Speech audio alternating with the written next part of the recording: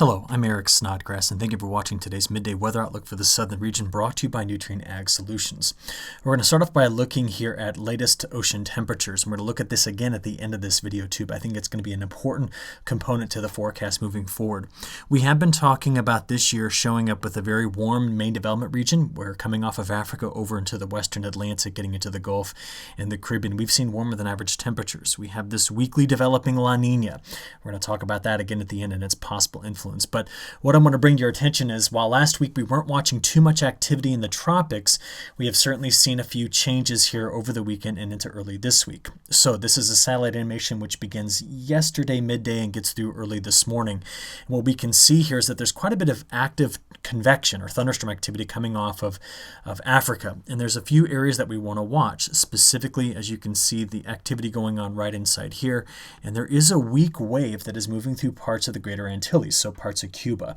We're going to watch these features evolve over the coming days because right now there is a better than not chance that both of these develop into possibly tropical depressions or even stronger. Taking a look at where the cyclone tracks as predicted by the European model are possibly going to go, we do see that the pressures remain relatively weak. So when we produce these maps, the color coding here tells you basically how strong it's going to be. So we're going to watch for development out here in the Gulf of Mexico, but not producing, at least at this point, a very strong system, maybe a tropical depression or a very weak tropical storm should this really gain a lot of strength. And once again, we're going to watch the next system that is currently on the back side of this pushing through the Lesser Antilles in the coming days. It's just that time of year that we're going to have to start keeping a much closer eye on the tropics. So right now, operational models plus their ensembles are giving the probability of development here right around 50%. In other words, this means to become a tropical depression, which would mean wind speeds above 22 miles per hour sustained, got about a 50% probability inside of each here, possibly getting up higher, maybe 60 to 70% with time. So we're going to keep a close eye on this overall. National Hurricane Center, their probabilities are a bit lower for becoming a tropical depression. They got 40% on the system to the south and a 30% on the system coming out of Cuba. But what really matters is what is this going to be doing for our precipitation patterns, winds, and things like that. So let's take a look at precip we've had over the last week. We know that due to upper level ridging and higher atmospheric pressure, we knew that through much of our southern region, we were going to be getting scattered storms. That was going to be it. It was going to be coming on the heat of the day, and that's really what we see here. Some locally heavier amounts, but overall, a lot of places were missed, or some of these showers were just that. They were just brief showers. The monsoon has been quite strong as of late, so a lot of rain in parts of Arizona and New Mexico, although we're still trying to fill in some holes over parts of Arizona with this monsoonal flow. But as we can see in the forecast from the operational European model, this is just the latest update from early this morning, we can see a couple of things. Let's start off away from the tropics and talk about this lingering boundary that's sitting in this area. We will get some storms on the northern edge of our southern region due to that, and we even saw some storms move through parts of Kansas and Missouri early this morning. And you do notice that over in parts of the southeast, as this boundary continues to linger, we could increase those precipitation chances throughout the remainder of this week. But you notice the deep reds that are extending into this part of the Gulf of Mexico, getting into parts of Texas. And the latest operational European model wants to bring in a pretty decent circulation that really moves pretty far. I mean, it is kind of rare to see moisture getting that far to the west in parts of Texas. You know, usually we see that the westerlies kind of kick this around and bring it back over into the lower Mississippi River Valley, but we don't have that right now. Remember, we've got this large ridge in this area that's shoving everything on its south side here farther to the west. So we're going to keep a close eye on this. Let's go straight to the operational European model to watch it, okay? So if we play this forward, I want you to notice a few things. If you're in the southeast, you're going to see a lot of this. This is getting to this evening. You're going to see greens just popping up on the map. And that's just where the heat of the day is kind of popping these storms. There's the weak boundary. It's almost impossible to see in the pressure here. But there's the weak boundary sitting right into this area, keeping thunderstorm chances around for southern Missouri, parts of the Mid-South here in Tennessee, Kentucky, and then over toward the Carolinas and Virginia. And that will extend into the Delta as well. But out ahead of this pulse of moisture, we have our first push of storms that come into Texas this evening. And as we play this forward, you're just going to see this is Wednesday morning, afternoon, and evening. Notice again the pop of the greens here. Here's our first round of storms coming in. Cloud cover, keeping things cooler, but the main feature still back here. This is the open wave we're going to be watching moving through the Gulf of Mexico. Now, the Gulf of Mexico being as warm as it is, we see that by Wednesday night into Thursday morning and Thursday afternoon, we do start to see some closed isobars in here, indicating some strengthening, excuse me, in this system.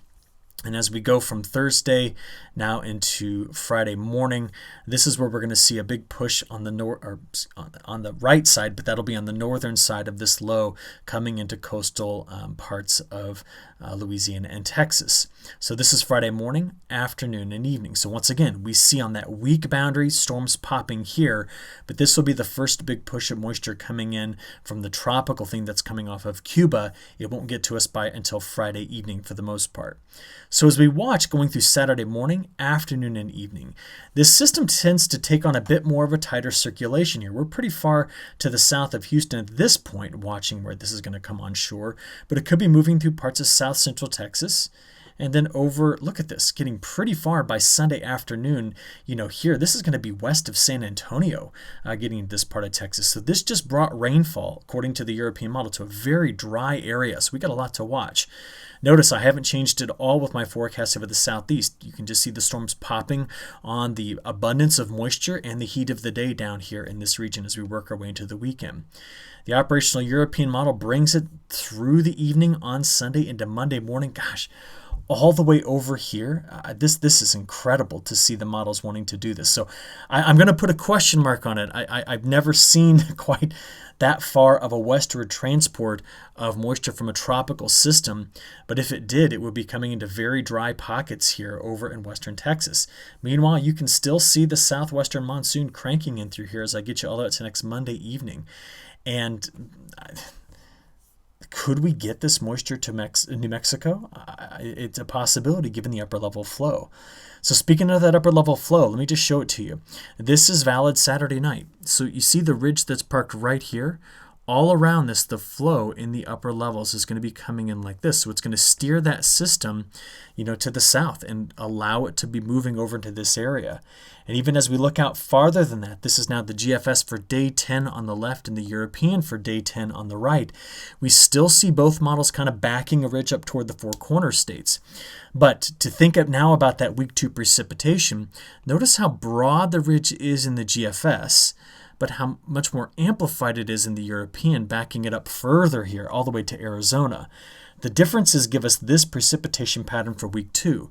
With the broader ridge in the GFS, it wants to keep this area drier, only hit or miss storms like we had been seeing, while the stronger southwestern monsoon runs around the edge. But with the European bringing that ridge much more amplified, we tend to have a lot more thunderstorm activity from New Mexico, honestly, all the way over to the East Coast. So at this point, this time period of July 31st to August 4th, while I feel as though it's a very low predictability time period here, given the flow of the atmosphere and the confusing signals we're getting out of the Pacific, we do have some model competition here that we need to be paying close attention to as we move forward in this forecast. So major differences here between the European and the GFS for week 2. So let's talk about temperatures now. The Climate Prediction Center yesterday released this outlook, giving a moderate risk for excessive heat that's going to be over the time period of the 28th through the 31st that does encroach on the northern part of our southern region here. But I kind of call into question the risk for excessive heat, especially in this area moving forward. And this is the reason why. When we look out here at the European model going basically days 1 through 5, you can see the impact here of the cloud cover and precipitation in Texas showing up at cooler. And even out day 5 through 10, remember the European wanted to bring that ridge in like that? Well, this would have kept this area a bit more cloudy and stormy and therefore on the cooler side of things, while it would be over in the southeast where we'd see the higher temperatures. I'm tending to buy this pattern where will this ridge retreat west? It is climatologically consistent. We've seen that a lot over the recent summers, and so I'm going to watch it carefully to see if it does unfold.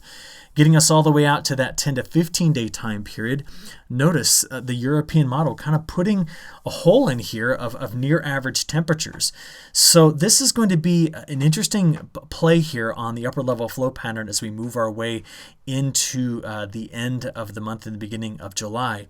And I'm just going to put a big question mark on this, and the reason why is because we've not gotten good information out of the North Pacific on the behavior of the jet stream, and it seems as though things are starting to transition finally in the tropics. So then if we expand this out and just look at the entire month of August, okay, so these two maps, precipitation anomalies on the left, temperature anomalies on the right, represent August. Well, notice how we haven't seen too much of a change in this. But once again, I do not feel as though we can make an accurate prediction of August until we finally see these pieces starting to change. First of all, what will actually be happening in the tropics? Because as you can see, the European model really wants to bring several waves off of Africa and get them going in the main development region. That's going to keep this whole region in through here, as you can see, wet, which tells me they'll be looking out for tropical cyclone development. So that means that even though the model's saying, oh, we'll paint this over dry, you have to remember that we could possibly get tropical systems developing in August that would completely cross that out. So that's one caveat moving forward in this forecast. The second, while the MJO has been stuck over here in phase 1 and 2 for almost 50 days, the models keep hinting that it's going to come out and start to move out into phases 2, 3, 4 at some point. And some of the models even want to just bring it right back over into the Western Pacific. That would get us out of the pattern we've been in with this stuck standing wave over parts of Africa, as you can see here, and it would move this larger area of suppressing motion in the atmosphere as well. So I got to wait to see how those things evolve. And the last piece of this is what is going on with La Nina, all right? We saw La Nina conditions develop back in May, and then temperatures really rebounded right here in the middle part of the Pacific, which we call Nino Region 3.4. Well, since then, they've peaked and they've started coming back down toward neutral. Will this La Nina expand as we get into fall, and what will that do to wind shear over this section of the ocean? And what will be the competition between that La Nina and the warmth in the North Pacific? Because if this warmth in the North Pacific dominates, we would expect August to look just like July did. But there are some moving pieces, and I'm going to have to spend more time analyzing them and report back to you tomorrow in my long-range analysis. But keep watching these things with me, okay? So with that, I'll wrap up your Southern Region forecast video and just ask you to look forward to tomorrow's long-range outlook, where we keep digging into these pieces, okay? Thank you so much.